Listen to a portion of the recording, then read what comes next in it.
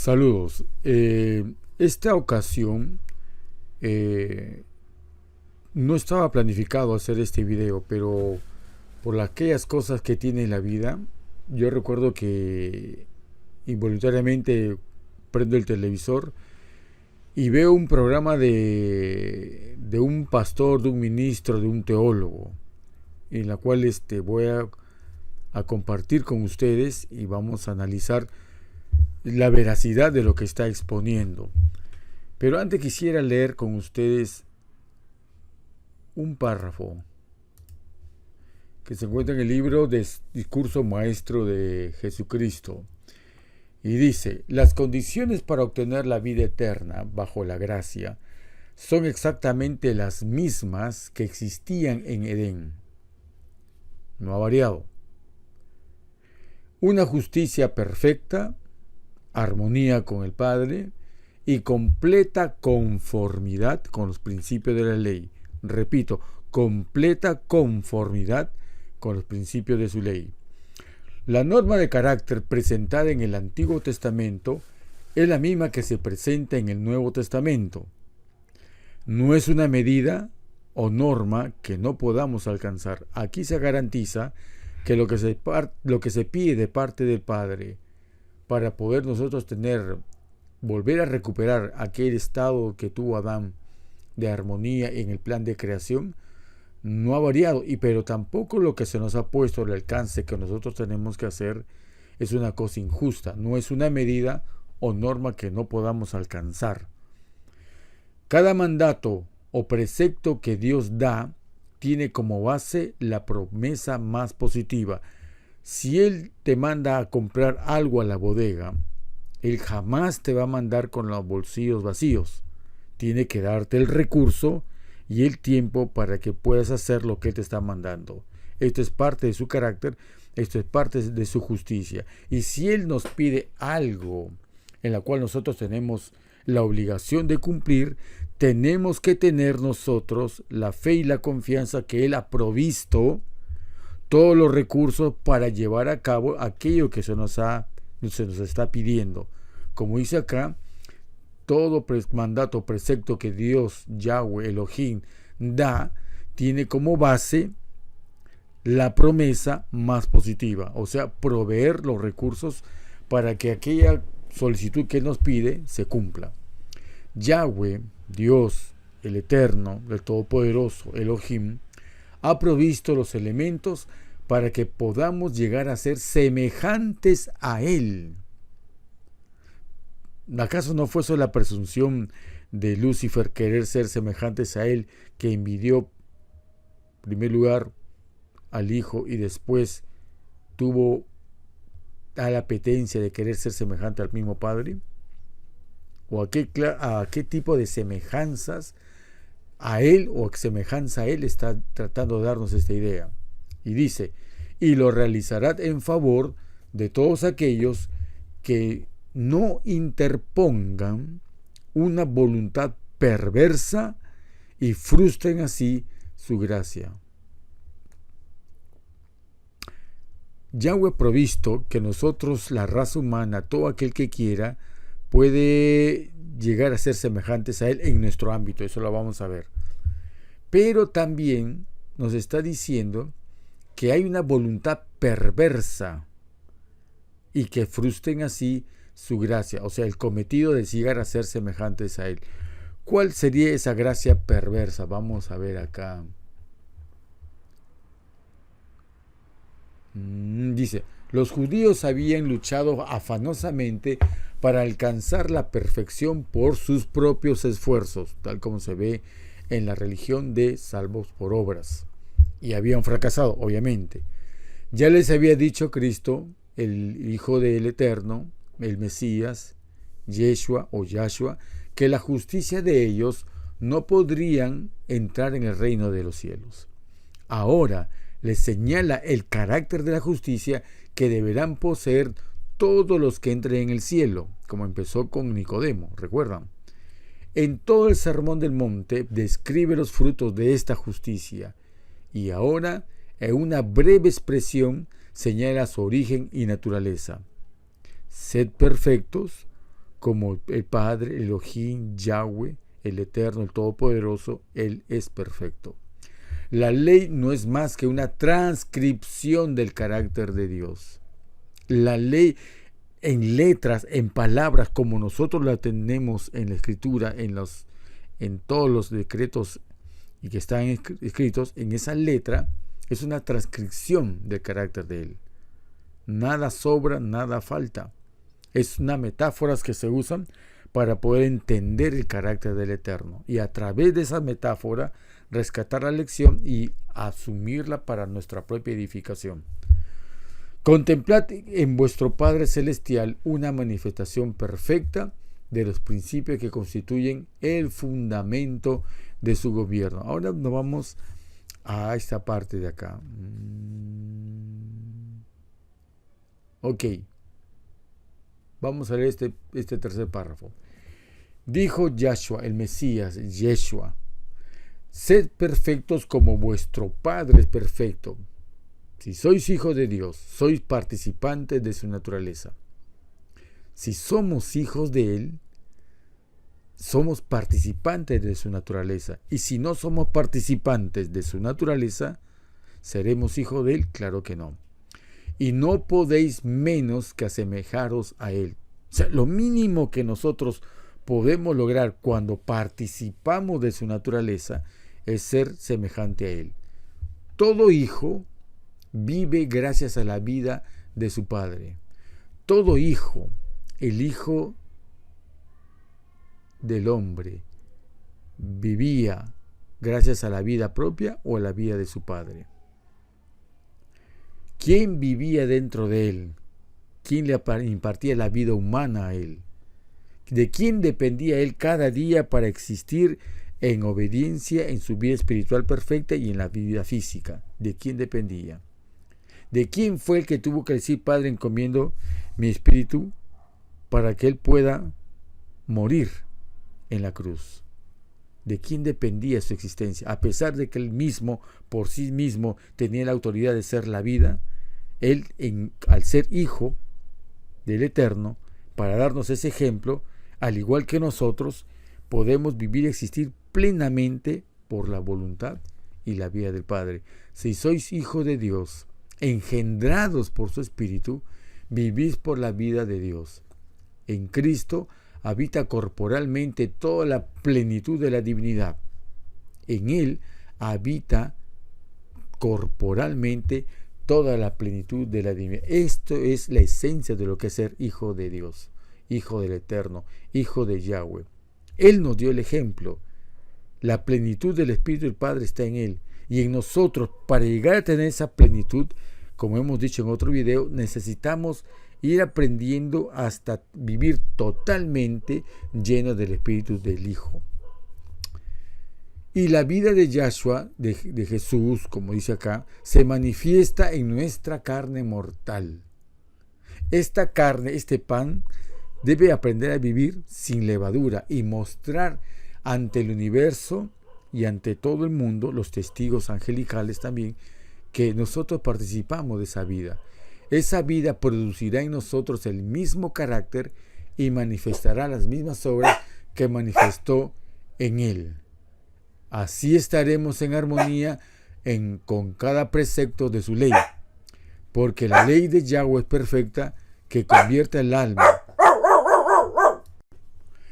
Mediante el amor, la justicia de la ley se cumplirá en nosotros, que no andamos conforme a la carne, sino conforme al Espíritu. Quiero leerles otro párrafo que está en el libro Testimonio para la Iglesia. El título es bien interesante, yo les sugiero que lo lean. Es acerca del poder de Satanás. El hombre caído es el cautivo legítimo de Satanás. Todos los hombres en esta tierra que están practicando el pecado son cautivos legítimos de Satanás.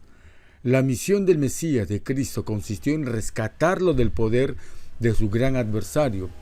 El hombre, escuchen bien, se inclina por naturaleza a seguir las sugestiones de Satanás. Y eso lo vamos a ver ahora en los textos que están en la Escritura.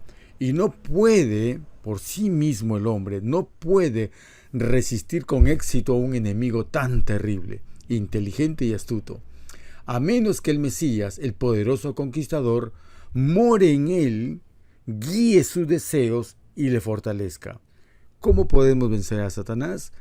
A menos que el poderoso conquistador more en él, el Espíritu del Mesías, el Espíritu Santo, more en él, guíe sus deseos y le fortalezca.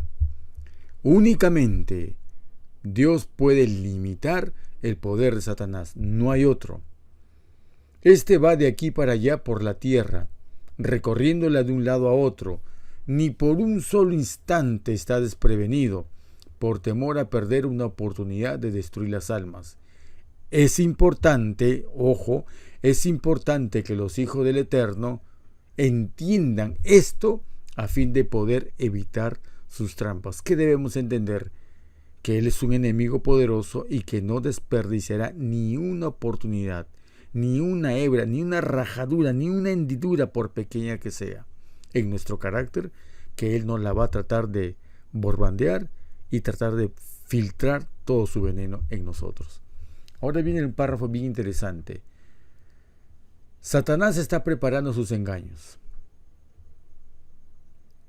para que en su última campaña contra el pueblo del Eterno, que es ahora, eso no tiene por qué dudarse, ahora estamos viviendo ya la última campaña contra el pueblo de Dios.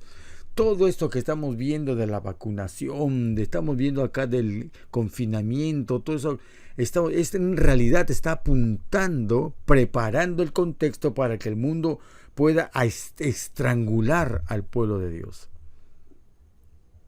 Todas estas cosas van con el fin de destruir al pueblo de Dios. Económicamente, financieramente, anímicamente, físicamente.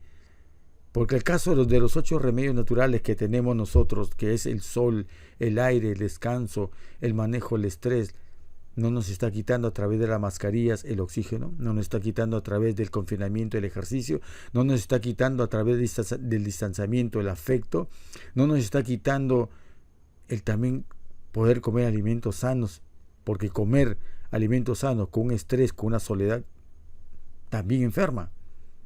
Todo va apuntando para que esta campaña, en la última campaña contra el pueblo de Dios, nosotros, dice aquí, no entienda de que se trate de Él. Y no es maravilla porque el mismo Satanás se transforma en ángel de luz.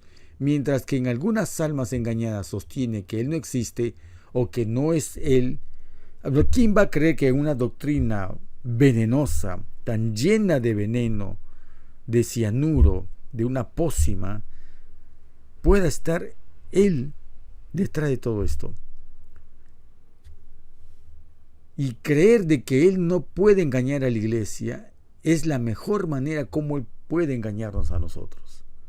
Si creemos de que aquella falsedad que dice, mucha gente le he escuchado decir de que las llaves del infierno no tendrán potestad sobre la iglesia, y vemos que la iglesia primitiva, cuando pasó su gran fervor y amor por el Eterno, fue contaminada hasta lo que hemos visto hasta ahora. ¿Es posible que Dios permita que sea contaminada? Claro que sí, porque nos toca elegir a nosotros y nos toca estudiar a nosotros. El que tiene interés busca, el que no tiene interés no busca. Si hay algo que se nos presenta como verdad y algo intuimos en el fondo de que hay algo que no coincide, no es coherente con el resto de la Escritura, es nuestro deber preguntarle a Él, estudiar y ir con nuestras cuitas y nuestras aflicciones, con nuestras interrogantes a Él y pedirle que Él las resuelva con su palabra, no con otros textos. Tiene que ser resuelta todos los problemas de la Biblia, de lo que se presentan como falsas doctrinas, tienen que ser resueltas con su palabra, no fuera de Él. Las otras fuentes pueden ayudar a tener un mejor criterio o un mejor panorama, pero no son resolutivas como sí lo es la Escritura. Y hoy día, como dije, vamos a ver un video en la cual vamos a manifestar esto como ejemplo. Sigo leyendo, porque nos falta tiempo para hacer esto y quiero hacer corto esta disertación. Dice, mientras que algunas almas engañadas sostiene que Él no existe, las está llevando cautivas y trabaja extensamente por su medio. Satanás conoce mejor que los hijos de Dios el poder que pueden tener sobre Él cuando su fuerza está en el Mesías.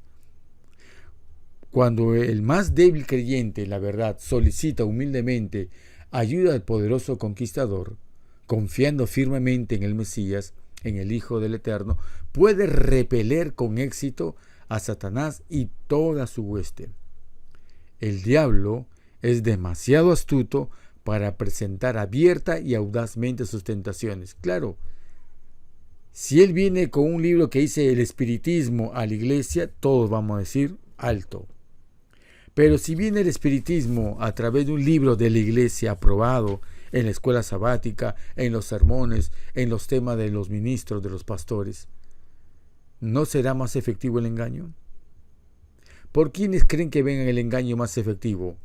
¿Por la gente que está en el mundo? ¿Por los laicos? ¿Por los pastores? ¿Por los teólogos? ¿O por los historiadores de la iglesia o sus dirigentes? Saquemos del escenario a los gentes del mundo, porque ellos no son fuente de verdad.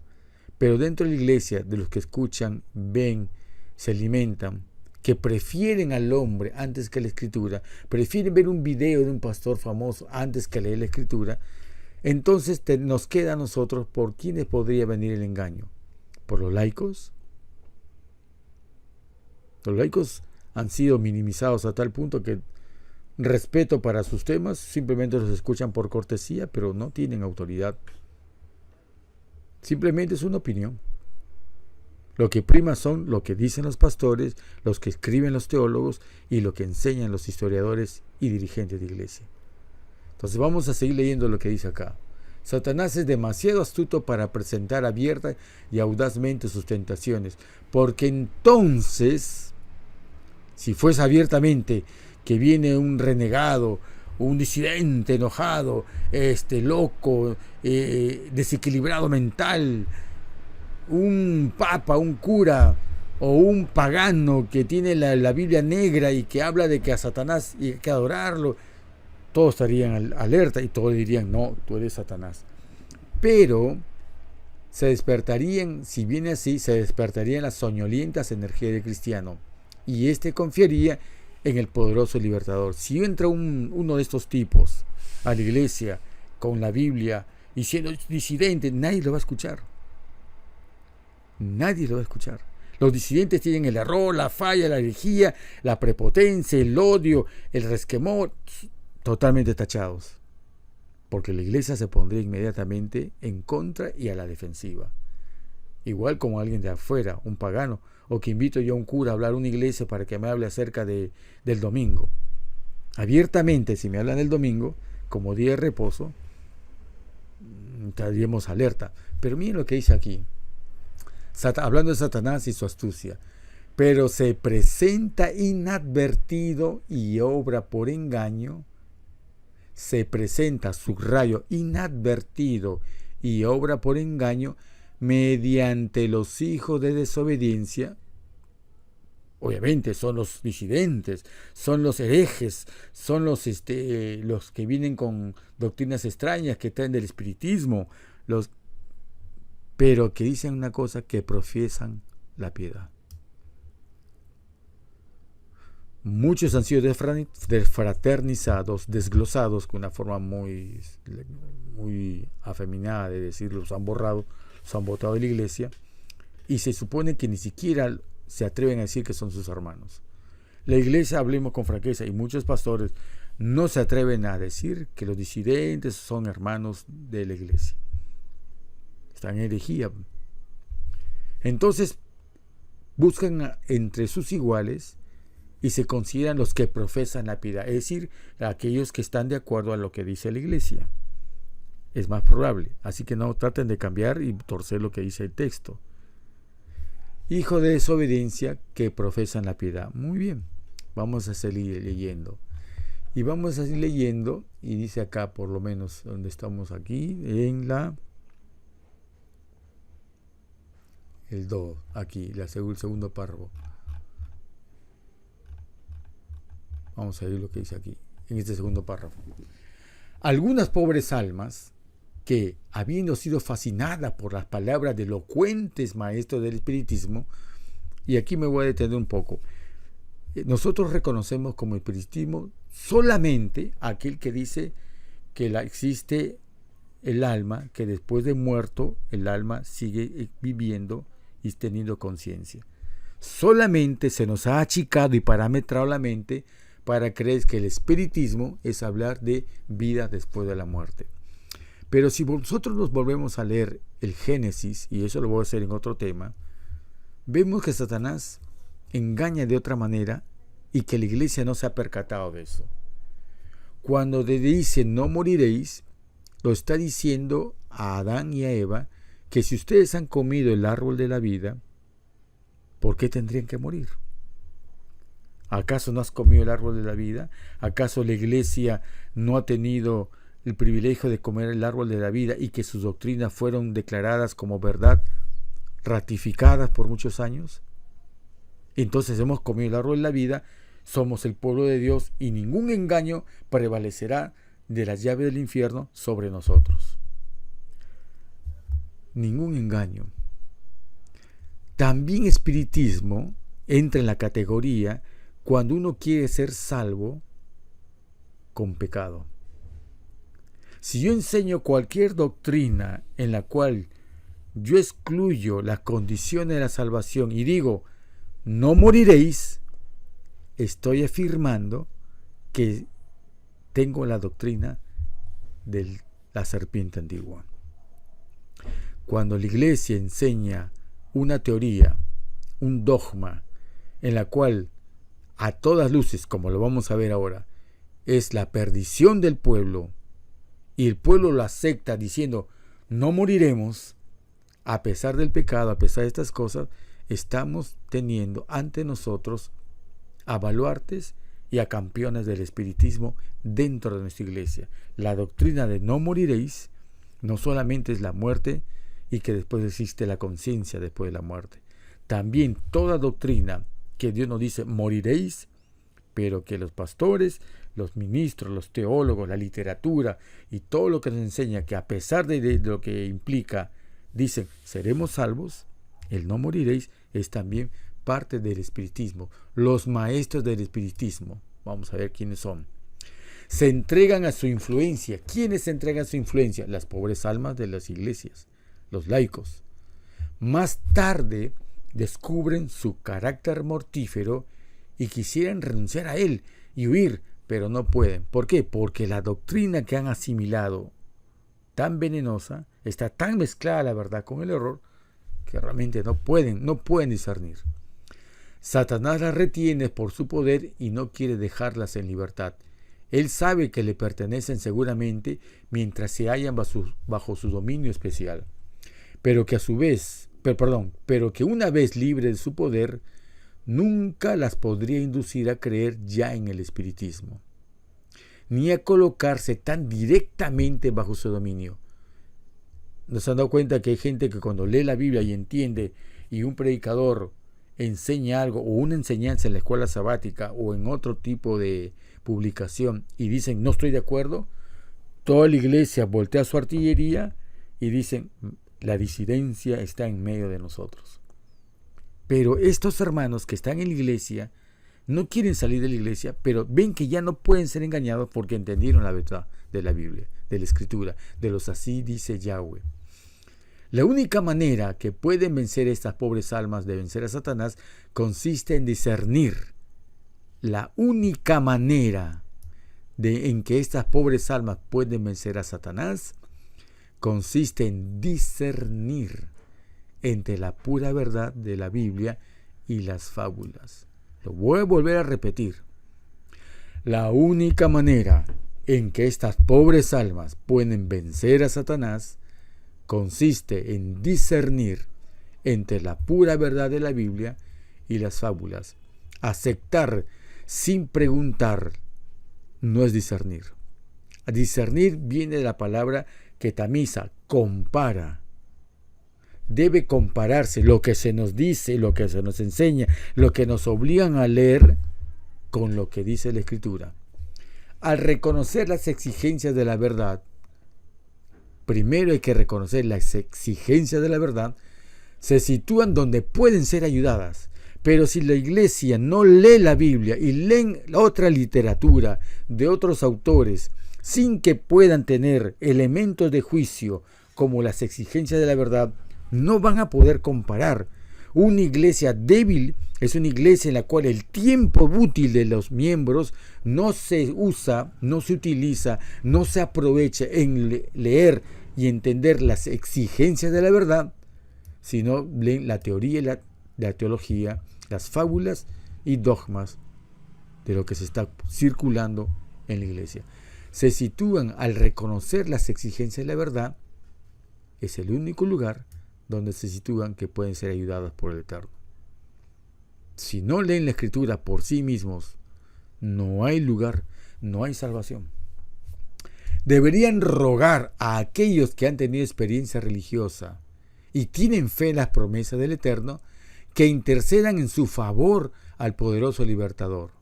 Es decir, he aquí lo que correctamente se entiende, ir a pedir consejo en aquellos que son mayores en la fe.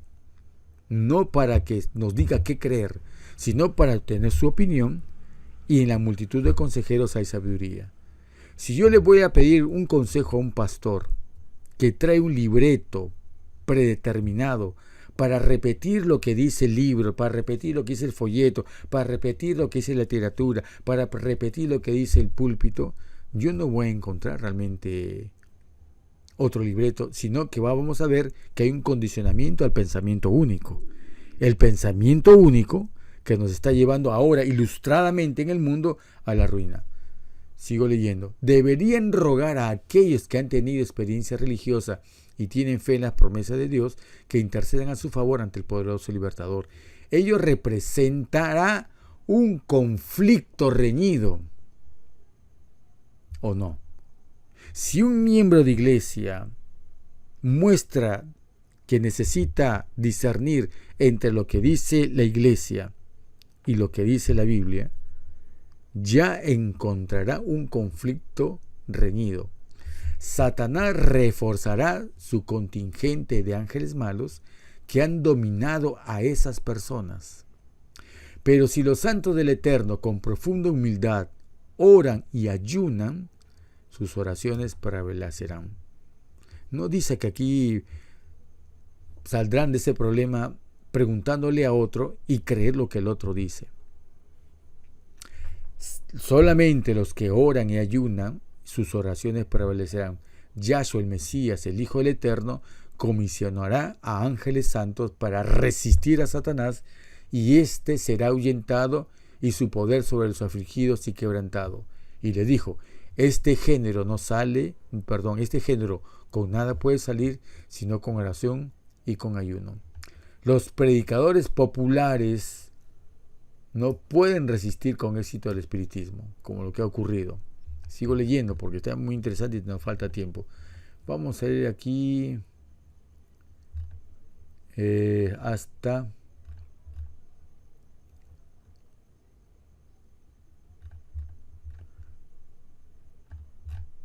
Vamos a ir hasta acá. Vamos a ver. Satanás no puede soportar que se recurra a su poderoso rival, porque teme y tiembla ante su fuerza y majestad. Al sonido de la oración ferviente, toda la hueste de Satanás tiembla. Él continúa llamando legiones de malos ángeles para lograr su objetivo. Cuando los ángeles todopoderosos, revestidos de la armadura del cielo, acuden en auxilio del alma perseguida y desfalleciente, Satanás y su hueste retroceden, sabiendo perfectamente que han perdido la batalla.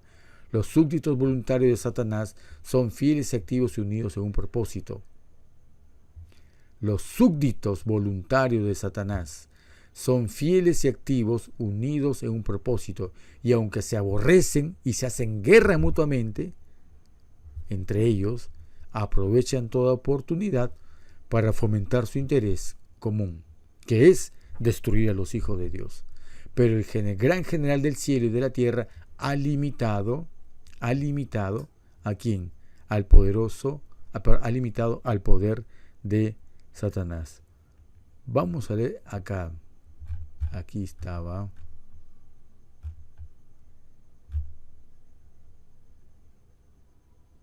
Ok.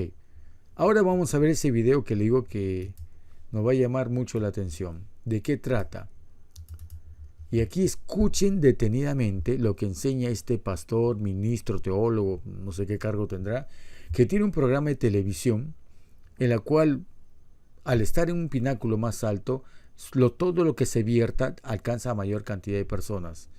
Y como repito, aquel que no busque la escritura y solamente se quede con lo que digan los maestros en la iglesia, pueden caer un error. Y aquí lo pongo esto a su criterio de ustedes. Vamos a escuchar lo que él dice y después vamos a leer lo que la escritura dice acerca de eso. Prestemos atención. Preguntas, porque tus preguntas es un programa que hubo la semana pasada, perdón, como siempre esta semana, muchas gracias en el programa En la Mira de la Verdad. Por tu audiencia. Así es, Leandro, voy a abrir aquí en el Facebook mientras tú respondes las preguntas. La pregunta con la cual comenzamos el programa, ¿quién hizo esa pregunta? Voy a abrir aquí, mandó al Facebook y es un amigo de México, Alfred Quintana. Saludos desde México. ¿Jesús podía pecar o le era imposible? ¿Con qué naturaleza vino Jesús a este mundo? ¿Con la naturaleza preadámica, adánica o post-adánica? Gracias. Depende del enfoque que nuestro televidente da para la cuestión. Si nuestro televidente se refiere a naturaleza interna, obviamente que Cristo vino para la tierra con la naturaleza de Adán antes del pecado, porque de acuerdo con 1 Corintios 15, 44 y 45, Jesús es el segundo Adán.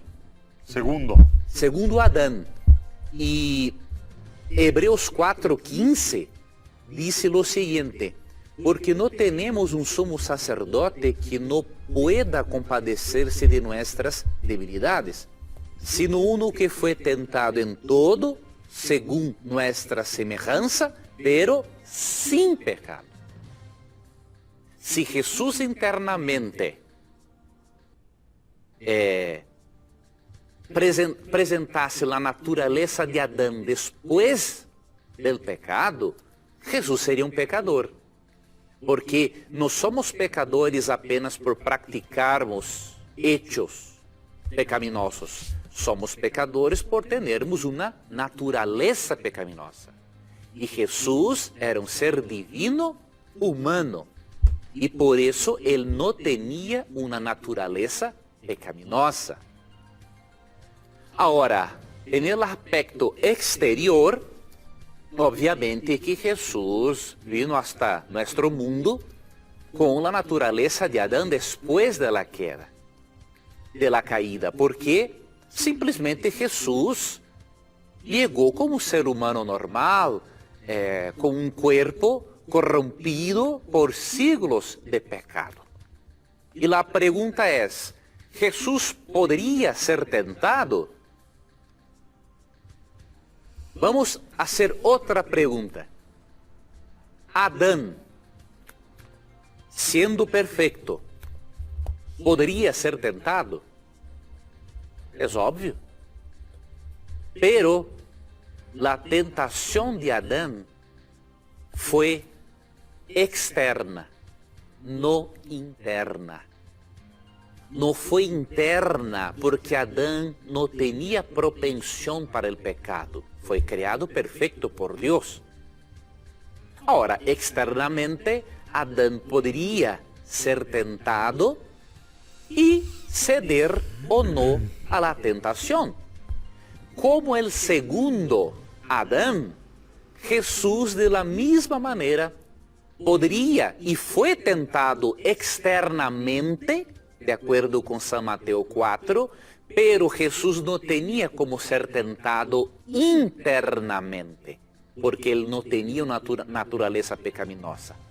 Y Hebreos 7:25 es un texto muy claro, por lo cual puede también salvar, en la verdad, el verso 26, porque tal sumo sacerdote nos convenía, santo, inocente, sin mancha, apartado de los pecadores. ¿Cuál ser humano puede recibir tales características como Jesús? Ninguno.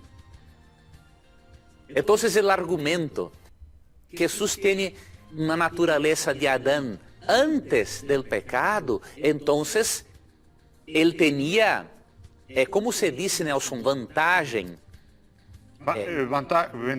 ventaja.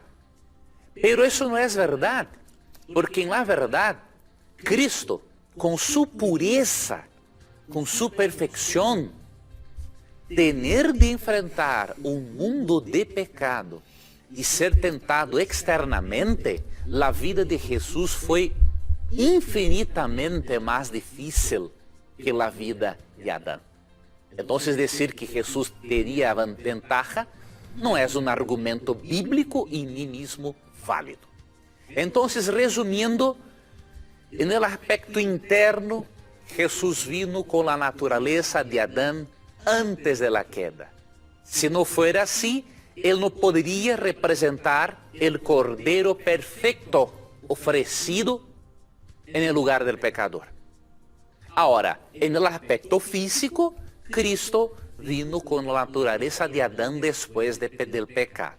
Hay una frase que me gusta mucho del doctor Amin Rodor que dice lo siguiente: Jesús fue afectado por el pecado, pero no infectado.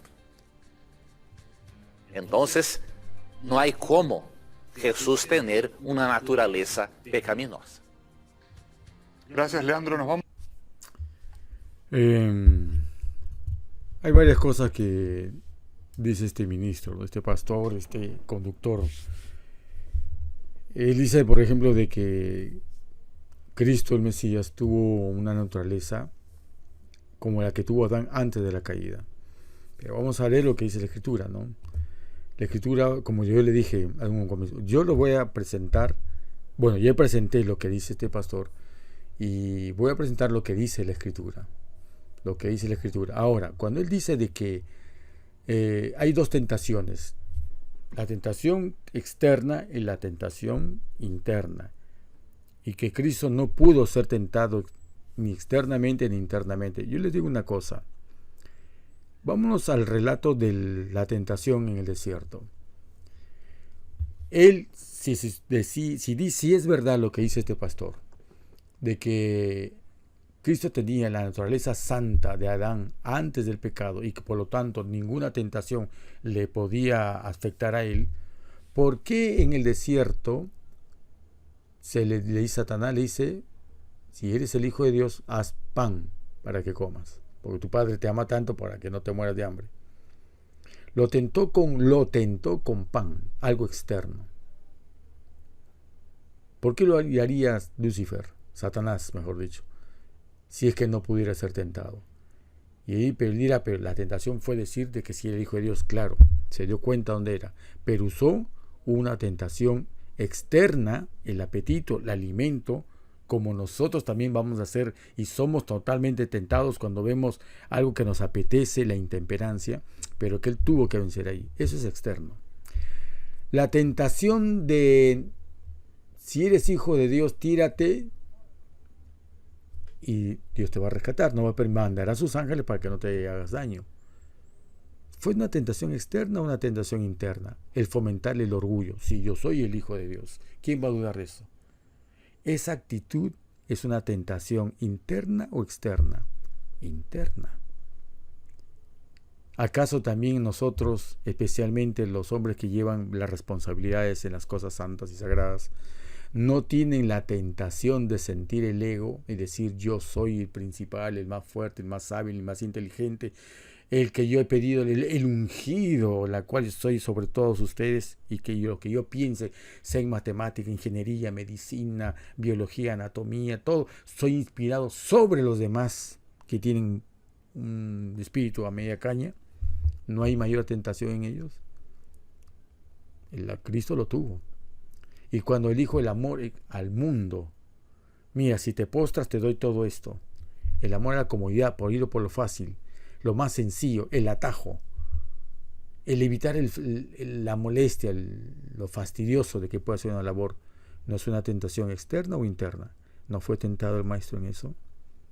Entonces, desde ahí nomás, volviendo a la escritura, nos damos cuenta que lo que dice este ministro, pastor, teólogo, presentador, no es lo que dice. Pero vamos a ver la escritura, porque no vamos a hablar de opiniones, hablemos de escritura. Vamos a ir a Colosenses 2:9. Vamos a ir al libro de Colosenses, capítulo 2, versículo 9. Acá está. Vamos a ver aquí en la Reina Valera.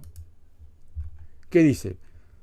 Hablando del Mesías, porque en él habita corporalmente toda la plenitud de la deidad. Pregunto, cuando hablamos de la plenitud de la deidad, ¿se refería a su propia deidad o a la deidad del Padre o a la de ambos? Piensen bien la respuesta. Se los dejo como tarea. Porque en él habita corporalmente toda la plenitud de la deidad. ¿Se refiere cuando ya ascendió al cielo o podemos ver cuando él estaba todavía en la tierra? Cuando él estaba con nosotros, con sus discípulos. Vámonos al otro versículo. 2 Corintios 4:11. Porque nosotros que vivimos siempre estamos entregados a muerte por causa del Mesías, para que también la vida del Mesías, de Cristo, de Yahshua o Yeshua, se manifieste en nuestra carne mortal. ¿Qué naturaleza tuvo, de qué humanidad tuvo Cristo, el Mesías, cuando estuvo en la tierra? ¿Antes de que Adán pecara o la que tuvo Adán después de pecar? Recuerden que Adán había comido el árbol de la vida, por lo tanto, cuando fue expulsado del Edén, él conservaba aún el vigor y la fortaleza moral, hasta cierto punto, de lo que otorgaba el comer el árbol de la vida. Si dicen que él tuvo la naturaleza antes de Adán, indica que era pues un hombre que tenía una salud, una vitalidad, una fuerza moral que nadie lo podía vencer. Adán, en primer lugar, no fue tentado por la fruta, fue engañado por el propósito de comer la fruta, que es muy distinto. Hay una fina diferencia ahí. Vamos a seguir leyendo. El otro versículo, Génesis 3:15. Tenemos que repasar estas cosas de la Escritura para no ser engañados a lo que nos dice, por ejemplo, este ministro, este pastor, este presentador. Dice, y pondré enemistad entre ti y la mujer,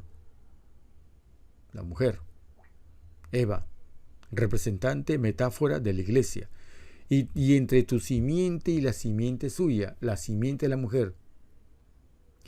¿Adán fue simiente de la mujer? Obviamente que no. Pero, ¿qué naturaleza iba a tener el que iba a salvar al mundo? ¿La naturaleza de Adán o la naturaleza de la simiente de la mujer? ¿Se dan dando cuenta? Otra variable. No podemos decir que el Mesías vino con una naturaleza, ni decir que era antes de Adán, ni decir siquiera después de Adán, porque Adán no provino de la mujer, y aquí lo que nos dice el Padre es que la enemistad es entre ti y la mujer y su simiente, no de la simiente que era a nivel de Adán, sino mucho más abajo, jerarquías y renglones y escalones más abajo. Pero ¿a qué nivel estamos hablando? Vamos a seguir leyendo la Biblia. Génesis 22:18. ¿De qué simiente está hablando? ¿Qué dice acá, hermanos? Y en tu simiente serán benditas todas las naciones de la tierra, por cuanto oíste mi voz. ¿De quién está hablando y a quién está hablando? Está hablando la divinidad, él está hablando a Abraham. Y le está diciendo, mira Abraham, ya pasamos a Adán, ya pasamos a Eva, de sus descendientes, ahora estoy contigo, pero ni siquiera a tu nivel va a estar el descendiente que es la simiente por la cual serán benditas todas las naciones de la tierra. Serán por debajo tuyo todavía. ¿Quiénes son esas simientes benditas? debajo de Abraham. Vamos a leer Génesis 49. Después de Abraham, ¿qué vino? Isaac. Después de Isaac, ¿qué vino? Jacob.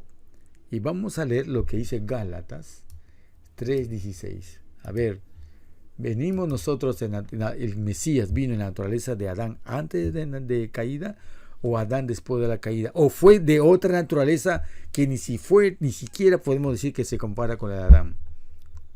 Gálatas 3:16. Ahora bien, a Abraham fueron hechas las promesas y a su simiente. No dice a las simientes, como si hablase de muchos, sino como de uno. Y a tu simiente, la cual es Cristo. ¿Quién es esa simiente? ¿En qué generación? Debajo de Abraham iba a venir la naturaleza humana del Mesías. Vámonos a leer Mateo, capítulo 1, y leemos la genealogía del Mesías. La genealogía del Mesías, hijo de David, ¿hijo de quién? De Abraham. Es decir, que debajo de Adán, al costado estaba Eva. La simiente de la mujer no iba a ser directamente entre Adán y Eva, un hijo de ellos. Iba a ser, según hemos leído, de Abraham. De Abraham, ni siquiera en su generación de Abraham. Tenía que ser por debajo de Abraham. Y estamos leyendo aquí en Mateo 1, cuántas generaciones después de Abraham iban a ser el Mesías. Pero en todas las generaciones, en las cuales invito a que lo lean, quiero resaltar algo. Dos grandes, ¿cómo puedo decir? Cuando un río es principal, tiene vertientes, pero hay dos vertientes genéticas humanas que heredó el Mesías en su naturaleza cuando vino a esta tierra, que nosotros debemos considerar para saber en qué naturaleza vino el Mesías. Vamos a leer, y voy a hacer un resumen, pero antes de pasar ahí, miren quién estaba en la naturaleza genética y humana del Mesías. ¿Quién fue ella? ¿Fue israelita? No. ¿Ella quién fue? Una ramera. Y dentro de los descendientes que aportaron la genética a la carne humana del Mesías, estaba una ramera. Tomen nota de lo que va heredando el hijo cuando nace. Lean ahora, y invito a que lo lean, lo voy a simplemente mencionar. Lean Génesis 49. Cuando en la genética de Jacob muestran sus hijos las características que han heredado y que de esa simiente de Jacob se transmite en los genes, porque nosotros somos la suma de todos los genes, de todos los hábitos, de todas las prácticas, de todos los pecados, de todos nuestros antepasados. Somos la expresión de la herencia y de los hábitos. El Mesías, cuando nació con toda la herencia pasiva de esta gente. Y dentro de esto he resumido las características que tienen. Yo invito a que lo lean e identifiquen. Dentro de los hijos de Jacob, que estaban en sus cromosomas, que se manifiestan ahí en los genotipos de todos estos hijos que tiene, había, miren las características de sus personalidades: impetuosos, envidiosos, implacables, asesinos, avarientos, tercos, astutos, odiosos, egoístas y crueles. Léanlo. Todas estas características las hereda el Mesías. No es como nos dicen y nos han enseñado, que era o nacía antes de la naturaleza de Adán, prelaxaria como se le dice, o postlaxaria después de Adán. Sí, pero cuando uno dice así, da la impresión que puede ser cuando recién estaba cerca, tan cerca del árbol, de haber comido el árbol de la vida, como para que no exista tanta degeneración. Pero Mateo 1 nos ilustra toda la carga genética que tuvo el Mesías cuando se hizo hombre. Herencia de rameras y herencia de gente que tenía impetuosos, envidiosos, implacables, asesinos, avarientos, tercos, astutos, odiosos, egoístas y crueles. Todo eso lo sumió. Y sigues diciendo Mateo 1 que también fue descendiente de David. ¿Y quién fue David? ¿No fue un adúltero, un asesino? ¿Y quién fue Salomón? Salomón no fue uno que se hizo bisexual por la práctica de la sensualidad y que por mucho conocimiento que tenía era un hombre que le falló la masculinidad. Y todo eso vertido en un solo cuerpo. Así de que si tú tienes cualquier pecado de los que he mencionado, mira el ejemplo que el Mesías tuvo cuando él vino a esta tierra. ¿De acuerdo? Entonces ahora vamos a leer, y ya voy cortando, lo que dice Romanos 8:3. Porque lo que era imposible para la ley, por cuanto era débil por la carne, Yahweh Elohim, el Eterno, el Todopoderoso, enviando a su Hijo en semejanza de carne de pecado. ¿Qué dice la Escritura? ¿En qué naturaleza nació el Mesías? Vamos a poner a decir, no, en una naturaleza que no tuvo tentación a lo externo, sino a lo interno, que no tuvo el interno, sino el externo, o que ninguno de los dos. ¿Por qué entramos a esa filosofía, a esa forma enfermiza de presentar al Hijo del Eterno? La naturaleza del Mesías con la cual él encarnó era una naturaleza semejanza en carne de pecado.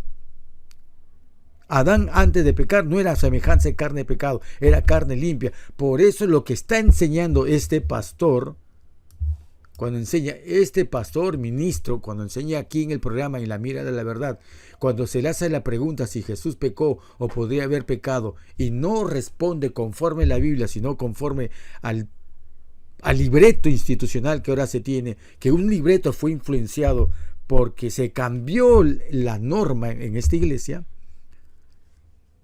está llevando al pecado, es parte del espiritismo. ¿Qué enseñaba la iglesia? Vamos a ver, ¿qué enseñaba la iglesia? Mire lo que enseñaba la iglesia antes de lo que este ministro enseña. Elena G. de Guay escribe en Primeros Escritos, en la página 149 al 152, del año 1858, lean lo que escribe. Ahora no está este párrafo, no está, se ha limpiado, y vamos a ver en otro video en qué momento se limpian estos textos incómodos.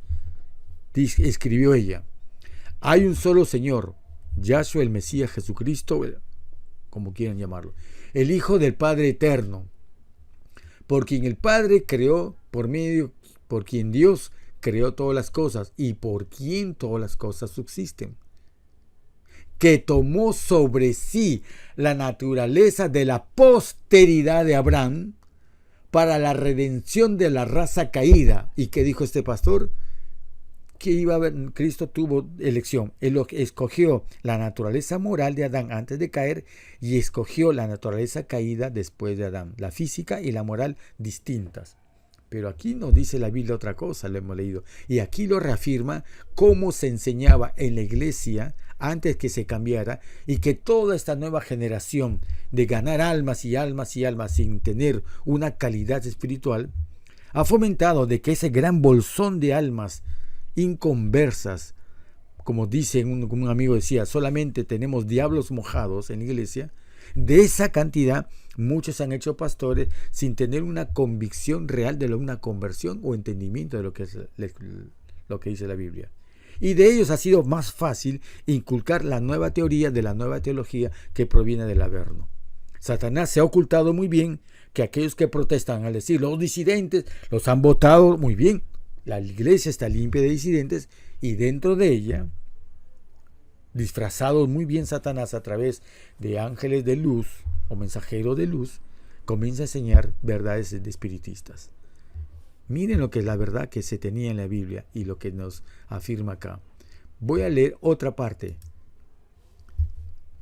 más completa. Hasta en el año 1915, y esta declaración fue renovada en el año 1936 y en el año 46, decía: Cristo en su humanidad participó de nuestra naturaleza de pecado.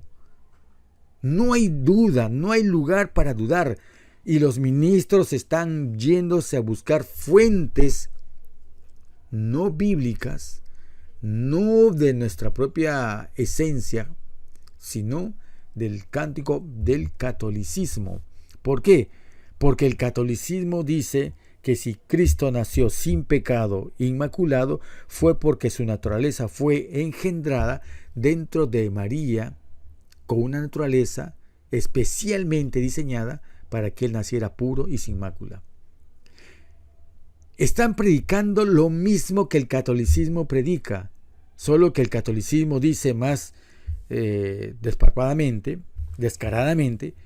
que el puro fue María y no Cristo, porque si Cristo es puro es gracias a María. En otras palabras, María no merece la salvación al Mesías. María es salva por sí misma, por eso la endiosan.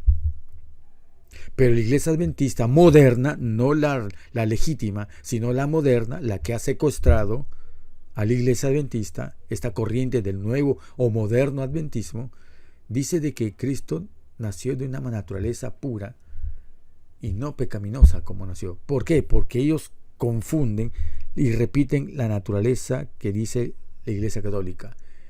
El pecado original se hereda. Eso dice la Iglesia Católica. La Biblia no dice lo mismo. La Biblia hace diferencia entre pecado, pecador, naturaleza caída y templo. 4 variables para entender la obra del Mesías. 4 variables que tenemos que tener en cuenta nosotros. Pecado es transgresión de la ley y saber hacer lo bueno y no lo hace. Pregunto, ¿un niño recién nacido es pecador? ¿Acaso qué ley ha transgredido? ¿O a qué cosa supo tener conciencia moral de que saber hacer lo bueno y no hacerlo? ¿Y qué cosa no hizo para pecar?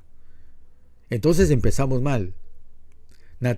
Pecado es transgresión de la ley, saber hacer lo bueno y no lo hace. Segunda variable, pecador. ¿Quién es el pecador? Aquel que ha cometido pecado y por lo tanto es culpable. Ha transgredido la ley o ha sabido hacer algo bueno y no lo ha hecho. Pecado y pecador. ¿En esto puede haber participado el Mesías? No, porque él nunca transgredió la ley y por lo tanto no es pecador. Heredó una naturaleza caída, que es todo lo que nosotros hemos leído de la herencia que he tenido, que cuando recibió la naturaleza de David, la naturaleza de Salomón, la naturaleza de Jacob cuando engendró en todos sus hijos, lo mismo que heredaron toda esa corriente, la naturaleza de esa ramera que no era israelita, y sigue sumando ese pasivo sobre él. Eso heredó él, esa naturaleza caída. Pero tener naturaleza caída nos demuestra que así tengas tendencias homosexuales o bisexuales como la tuvo Salomón, cuando asesino y adúltero como David, o envidiosos, criminales y todo lo demás pecado que hemos hablado de los hijos de Jacob.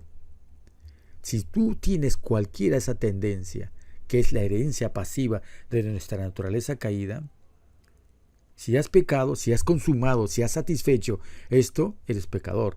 Pero el pecado, tenemos perdón. Y si tenemos perdón, tenemos la otra opción, y que vamos a ver, no sé si ahora o más adelante, repetir lo mismo que hizo el Maestro. No importa con qué naturaleza estás en el presente, si cumples con las condiciones de ser templo de Él. Si tú tienes la condición y sabes y aprendes a hacer cómo ser templo de Él, podremos vivir nosotros y repetir lo mismo que hizo el Mesías. Este pastor, cuando habla, pastor, ministro, teólogo, presentador de televisión, dice ese mensaje, está socavando la obediencia perfecta. Lo que está haciendo este pastor es repetir lo que dice el mensaje selectos en el capítulo 2, en el segundo tomo de mensajes selectos, cuando habla acerca de la carne santa. Esa herejía que hubo de la carne santa, le invito a que lo lean en el segundo tomo de mensajes selectos. La raíz de la herejía de la carne santa parte de que Cristo heredó o vino a esta tierra en carne santa, y que cuando uno le pide, quita mis pecados, lo que él está cambiando es mi carne, la naturaleza humana, para no pecar. Eso es lo que está enseñando este pastor.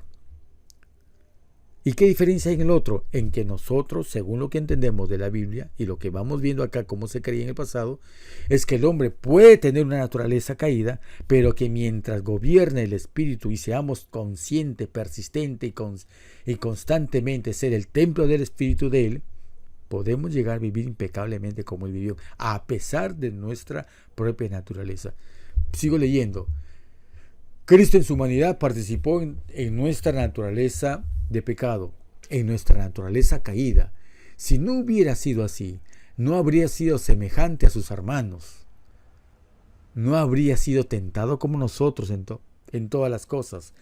No habría vencido como nosotros debemos vencer. Y como consecuencia, no podría ser el Salvador completo y perfecto para socorrer al hombre en sus necesidades. La idea de que Cristo nació de una mujer, de una madre inmaculada o sin pecado, como hacen los católicos, que no heredó tendencias al pecado y que por esa razón no pecó, lo remueve del terreno de un mundo caído y de los muchos lugares donde se necesita ayuda. De su lado humano, Cristo heredó exactamente lo que hereda todo hijo de Adán, una naturaleza de pecado.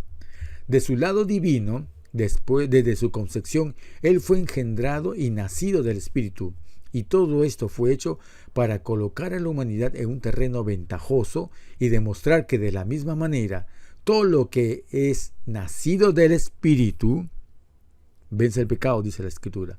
Todo lo que es nacido del Espíritu ganará semejante victoria sobre el pecado en su propia carne de pecado.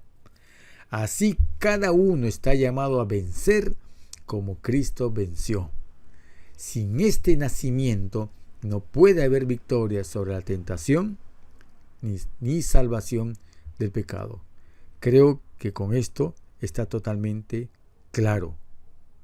Lo que dicen los pastores, lo que enseña la literatura en las iglesias, lo que se está enseñando a creer que si Jesús pecó y no podría haber pecado, la forma como sustenta y explica es en directa contradicción con lo que dice la Escritura.